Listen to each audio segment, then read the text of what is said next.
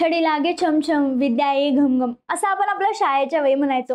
काय आलं नाही तर विचार न करता मारा, हुशार तरी होईल, अभ्यास करेल. अशी सूचना शिक्षकांना देणारी आई बाबांची पिढी खरं तर केव्हाच संपली.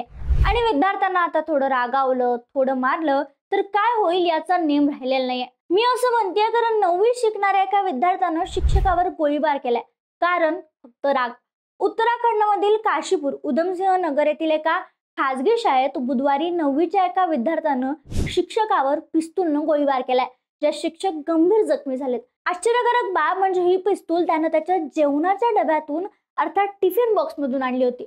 शिक्षकांचा तास संपल्यानंतर शिक्षक जेव्हा वर्गाच्या बाहेर जाण्यासाठी निघाले तेव्हा मागून त्यांनी शिक्षकांना गोळी मारली आणि ही गोळी शिक्षकांच्या उजव्या खांद्याखाली लागली आणि पाठीच्या कणाजवळ अडकली.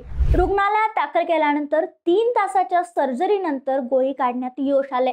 पुढील 72 तास जोखमीचे असल्याचं सांगण्यात आलं होतं. काही दिवसांपूर्वी एका प्रश्नाचं उत्तर अचूक न दिल्यानं त्या शिक्षकानं गोळी मारलेल्या विद्यार्थ्याला मारलं होतं. हाच राग त्या विद्यार्थ्याच्या मनात आल्याने त्याने हे सगळं केल्याचं सांगण्यात येते.